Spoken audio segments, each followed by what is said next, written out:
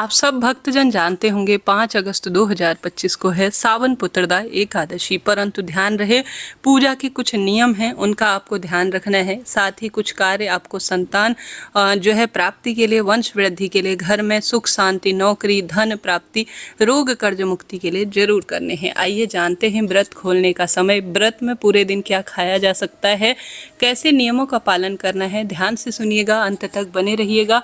अति श्रेष्ठ अति उत्तम जानकारी आपको प्राप्त हो जाएगी। 5 तारीख को उदया तिथि अनुसार गृहस्थ जन व्रत करेंगे, तो सबसे पहले आप सभी आज जो है जैसे दशमी की रात्रि को सात्विक भोजन करें और जल्दी उठें, सूर्य भगवान को जल चढ़ाएं।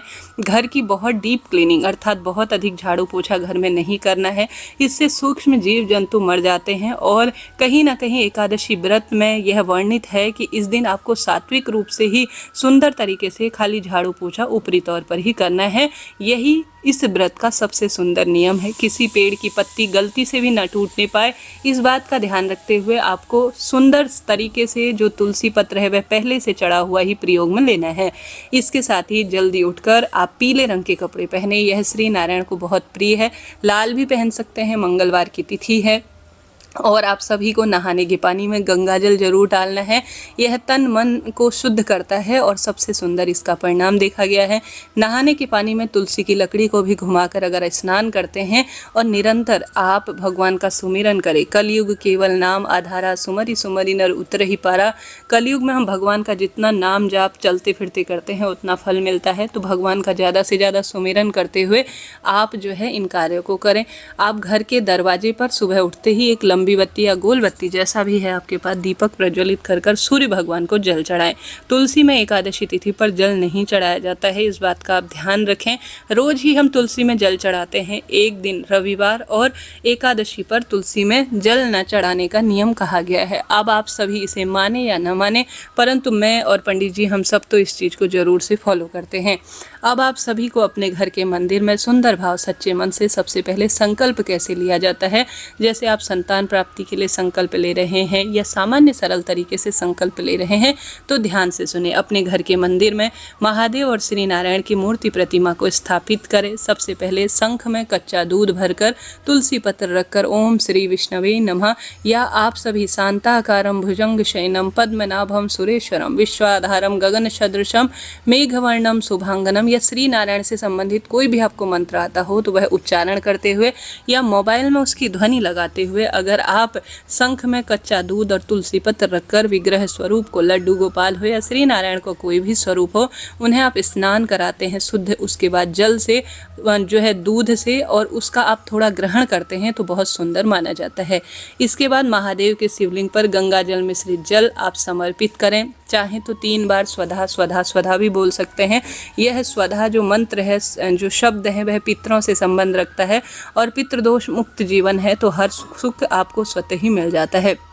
उसके बाद आप सभी को दीपक लगाना है अपने घर के मंदिर में। भगवान को रोली, चंदन, मोली, अक्षत का प्रयोग नहीं करना है, इस बात का ध्यान रखना है। चावल को न तो स्पर्श करना है, न दान देना है एकादशी पर। द्वादशी की तिथि पर ही अर्थात आप सभी को, जैसे आप 5 तारीख को व्रत करेंगे तो 6 तारीख को आप सभी को चावल का दान देना है और भगवान जी को भोग भी जरूर लगाना है, इस बात का आप ध्यान रखें। सभी चीज़ें भगवान को एक एक करके समर्पित करें और भगवान के समक्ष एकादशी व्रत की कथा जो है श्रवण करें।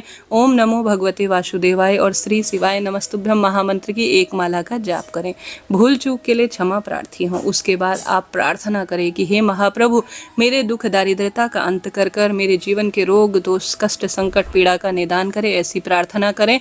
और जब आप भगवान को स्नान करा चुके होंगे तो संकल्प लीजिएगा। अपने दाहिने हाथ में आप थोड़ा सा तिल, 1 रुपये का सिक्का, थोड़ा उस पर जल समर्पित कर उसके ऊपर आप तुलसी पत्र रखकर अपना नाम गोत्र बोलें और कहें, एक हाथ में सामग्री लीजिए, दूसरे से हाथ से उसे ढक दीजिए और कहें कि हे श्री नारायण, हे महादेव, आज सावन महीने की पुत्रदा एकादशी के निमित्त व्रत उपवास करने की मुझे क्षमता शक्ति सामर्थ्य दीजिए और मेरी मनोकामना जो है वह बोले और इसे पूर्ण करें। ऐसी प्रार्थना करते हुए संकल्प ली हुई वस्तु भगवान जी के श्री चरणों में आप छोड़ दीजिए। उसके बाद ही आप पूजन करें, व्रत कथा को सुने।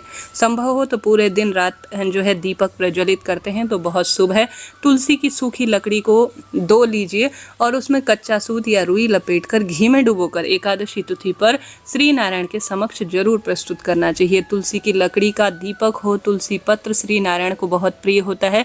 श्री नारायण के समक्ष आप 1 लोटे जल में तुलसी पत्र रखकर ऊपर से उसे ढककर जो है उनके सामने प्रस्तुत करें। शाम को जब यह जल अभिमंत्रित हो जाएगा तो इसे आप ग्रहण कर सकते हैं, लाभदायक माना जाता है। विधि विधान से पूजन नियम पूर्ण करने के बाद आप सभी जो है आप जल पी सकते हैं। इसके बाद कोशिश करें आप जल पिएं। अगर स्थिति ऐसी है कि आप जल्दी व्रत नहीं कर पाते हैं और आपसे चाय पानी बिना नहीं रहा जाता तो आप सुबह चाय पानी पी सकते हैं, या आप स्नान इत्यादि से निवृत्त होकर भगवान की पूजा आराधना करने के साथ जल पीते हैं तो ज़्यादा शुभ और श्रेष्ठ इसका परिणाम देखा जाता है।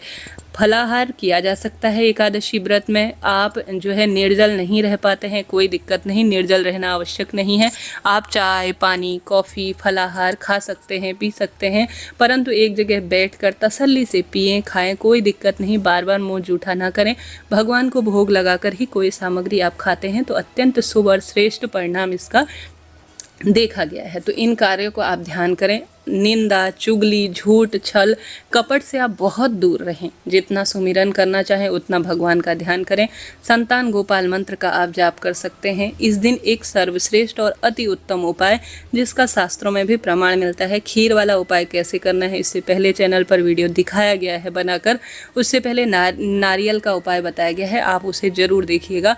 5 तारीख को आप व्रत करेंगे तो 6 तारीख को व्रत खोलेंगे। 6 तारीख को व्रत खोलने का समय सुबह 5:45 से 8:26 तक रहने वाला है। इस समय ही आपको व्रत को खोलना होगा। पूरे दिन भर में 5 तारीख को आप चाय पानी फलाहार कर सकते हैं और शाम को दिया बाती करें। और दिया बाती आप घर के दरवाजे पर, घर की रसोई में, घर के मंदिर में, तुलसी में, महादेव श्री नारायण के मंदिर और पीपल में करते हैं तो अहो भाग्य है, इससे बड़ा कोई उपाय है ही नहीं।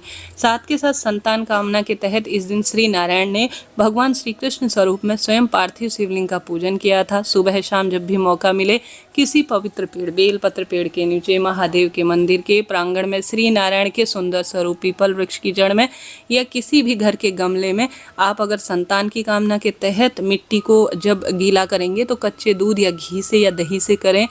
अगर आप सामान्य सरल अन्य कामना के तहत कर रहे हैं तो उसमें गंगा जल या जल मिलाकर आप सुंदर भाव से एक पार्थिव अर्थात मिट्टी का शिवलिंग बनाकर आप जो है पार्थिव शिवलिंग का पूजन संकल्प विधि मैंने जो बताई उसके तहत आप करते हैं तो निश्चित रूप से वह कामना आपके सिद्ध हो जाती है और कार्य बनना आरंभ हो जाते हैं। करके देखिएगा, पार्थिव शिवलिंग का पूजन विधान इस दिन सर्वश्रेष्ठ है।